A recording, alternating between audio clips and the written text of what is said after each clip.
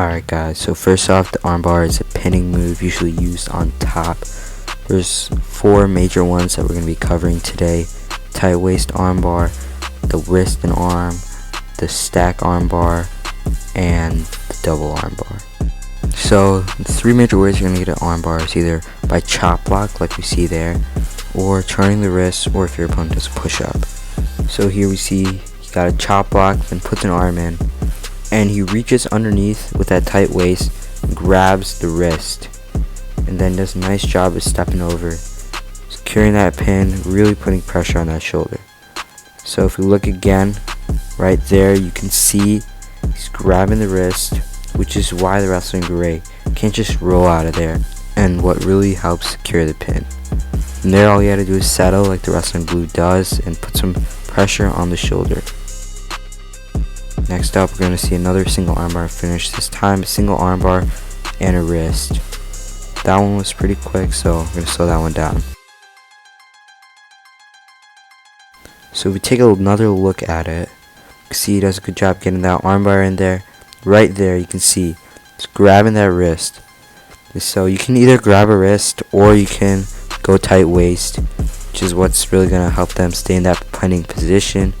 So in this case, he grabs the wrist, keeps him there, settles, does a good job settling, putting all his pressure onto his opponent's shoulders, getting the pin. Here right off we see wrestler in yellow does a chop block to get that armbar. He puts it in there, gets it tight, and then from there he's holding a wrist. It's hard to see, but he is holding a wrist. You can see it from there. Does a good job holding the wrist, slowly stepping over. The slower you make it, the more painful it's going to be, the more the wrestler is going to want to pin themselves. Another example here, the wrestler's like almost doing a push-up. The girl wrestler easily puts an armbar in, and then it's really clear. She grabs that wrist, turns it in, and slowly just walks around to his head. Slower the better. And then here, what she does that a lot of wrestlers don't do, she does a nice job sitting through. The more you sit, the more it's going to hurt, the more they're going to want to pin each other. So it's a great job, great armbar there.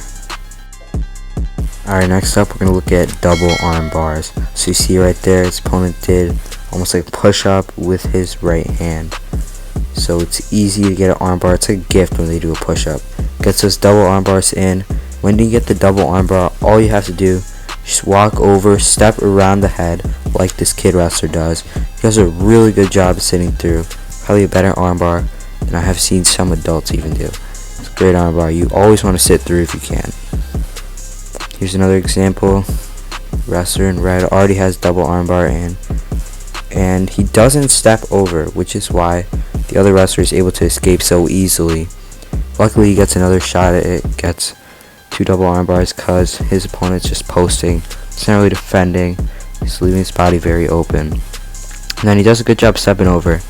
Then he does this weird figure 4 lock, and I really wouldn't recommend doing this because it kind of looks gay, and you're probably going to get called for choking in some states if you do this. So you just want to step over usually. It's not something you should really do, but kid got lucky. And the last double armbar we're going to look at, his opponent does kind of like a push-up right there. Does a push-up. Has his elbows on the mat, leaving his body very exposed. It's very easy to get arm bars from there. He does a good job just stepping over nice and slowly, sitting through. The more you sit, the more it's going to hurt. Just securing that pin. Nice job right there. You always want to sit if you can. Alright, next we're going to start looking at armbar stacks. So armbar stacks usually want to get a tight waist like you just saw over there. If you can get a tight waist, it's going to make it a whole lot easier. Probably the only way you can properly stack.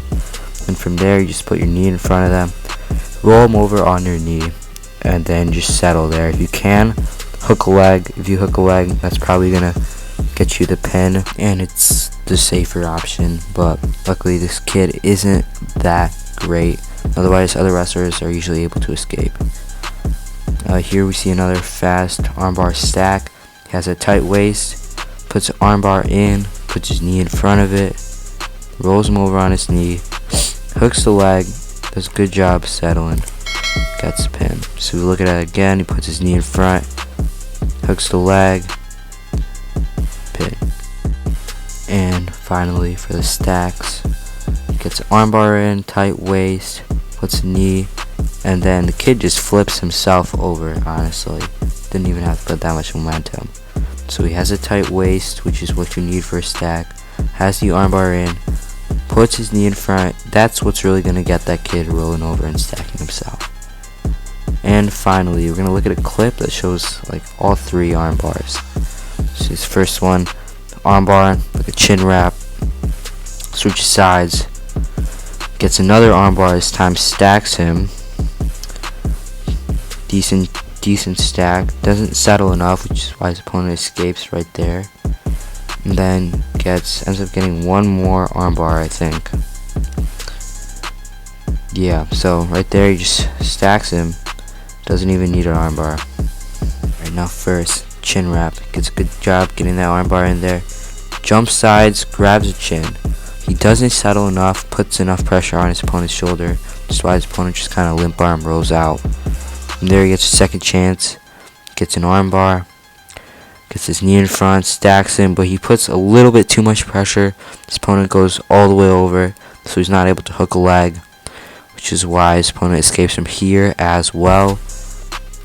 And then finally, this one's not really an armbar stack, but it's just a regular stack. Puts pressure on it. This time he hooks the leg, which is why his opponent doesn't roll all the way over, which is why he gets the pin.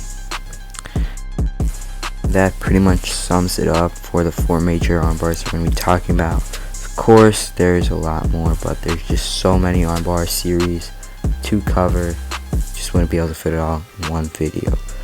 Maybe we might do some more with the armbar tilts in the future, but leave a comment down below if you guys want to see that. Make sure you like if you enjoyed, and sub for more wrestling content like this. We post every day around the same time, 7 Central, and see you guys there. Peace.